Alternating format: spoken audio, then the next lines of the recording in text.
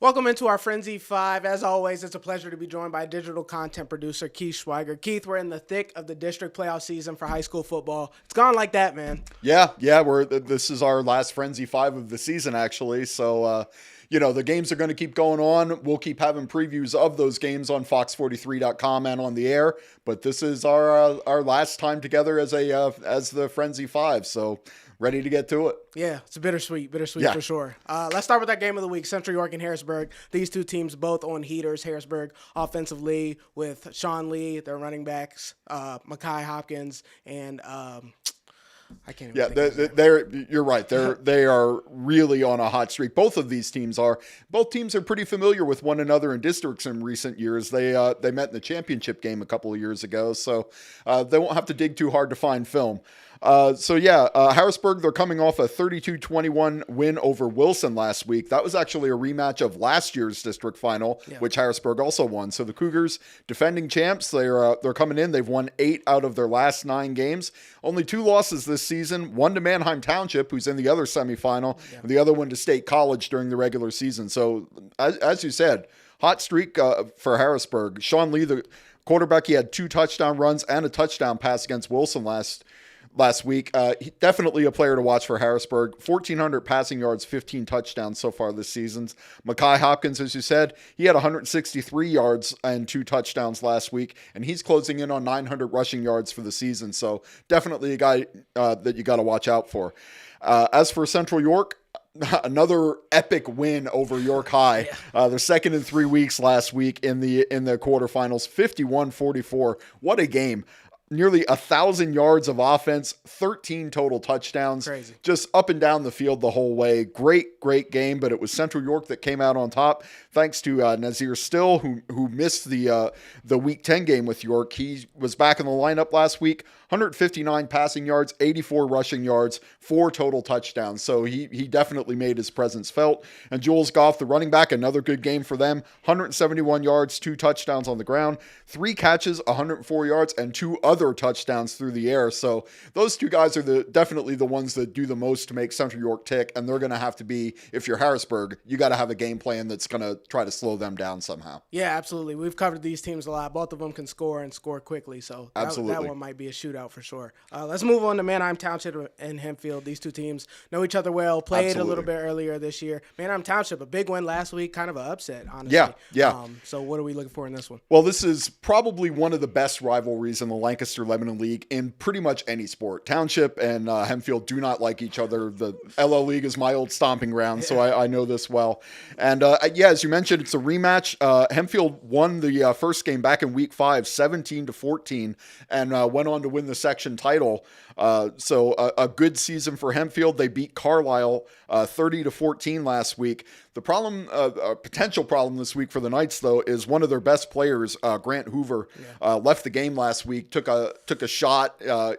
My understanding is he was in the concussion protocol, and we're not really sure what his status is for the week. So Hempfield might be without one of their big weapons here. They do have some other guys, though.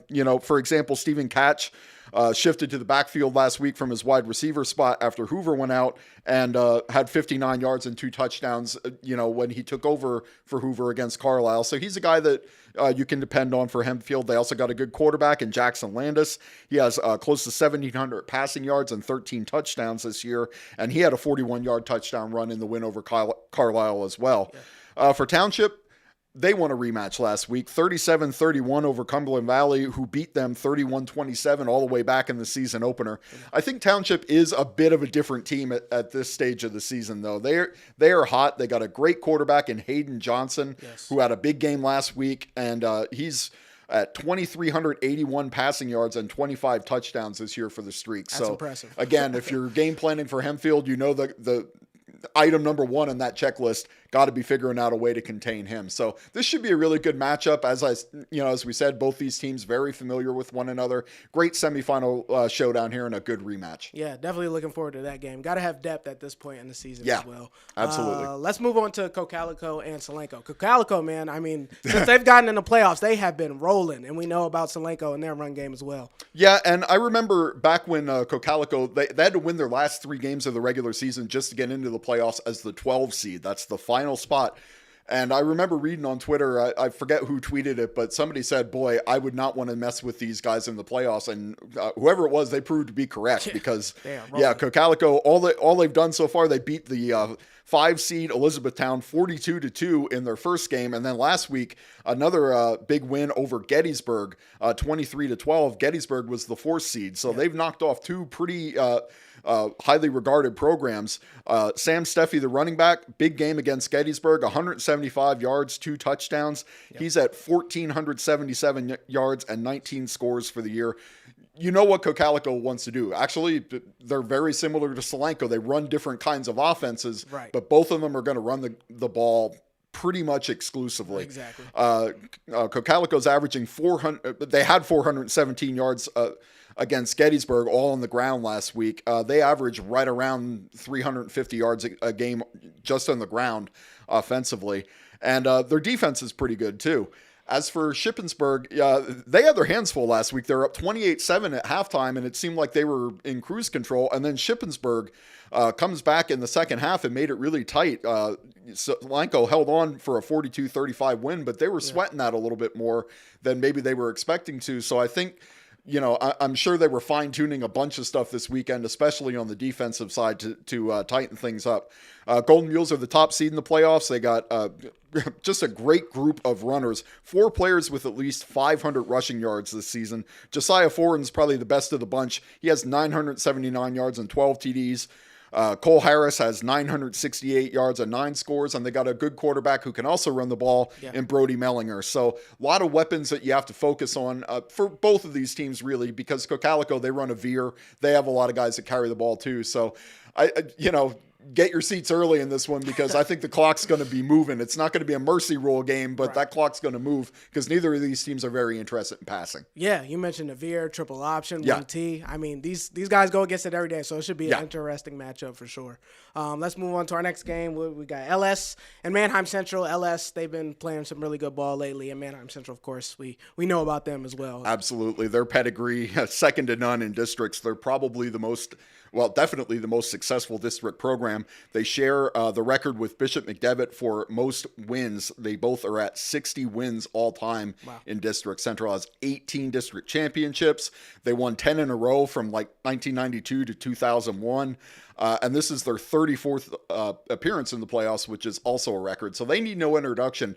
LS, their success has been more recent, but pound for pound, they are right up there with Manheim Central in recent years. Yeah, they can play. Pioneers are looking great. These two teams used to be neighbors in Section 2. They used to play every year. Wow. Now it's a little more infrequent, but it should be a really good matchup.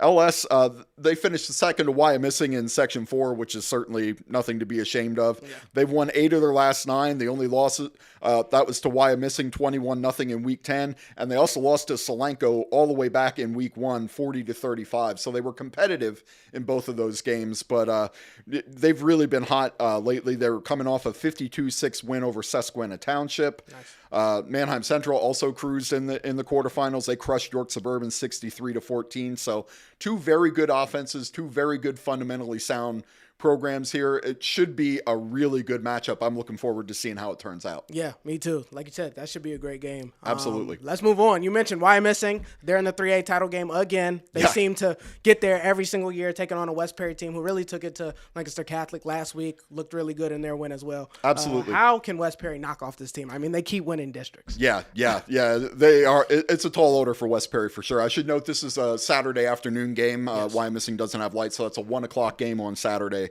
Yeah, Wyomissing, like you said, no introduction necessary. They've won the last 3 district titles. They've made it all the way to the state finals 3 years in a row. They're still looking for that over-the-hump state championship. Right. But, hey, they're set up. They appear to be set up for another deep run here. They got a mammoth offensive line. It basically looks like a college team when they roll out there. They got 3 or 4 good running backs. West Perry is going to have their hands full, but I don't think they're going to be intimidated because, Lancaster Catholic, undefeated team as well. West Perry had no problem with them. I really think their confidence got to be in an all-time high. Their only loss of the season came to Steel High back in week 10, and no shame in that. I mean, Steel High, they're a single A powerhouse. They're in the state playoffs after winning another district championship. Absolutely. So I think the key to the game for West Perry got to be figuring out a way to do what they want to do on offense. They've got good players. Marcus Quaker, the quarterback, he's a 2,000-yard passer and 1,100-yard rusher. They'll have to get him going. And then on the other side of the ball, you're just going to have to figure out some way that you can hang with this offensive line and find a way to slow down a really good committee of running backs. Yeah. Charlie McIntyre, Matt Kramer, and Drew Eisenhower for Wyomissing, all of them over 600 yards, all of them right around 9 or 10 touchdowns. Wyomissing's a powerhouse. So for West Perry, hands full, but I don't think it's an unbelievable miracle if they would somehow at least make this close, maybe have a shot in the fourth quarter.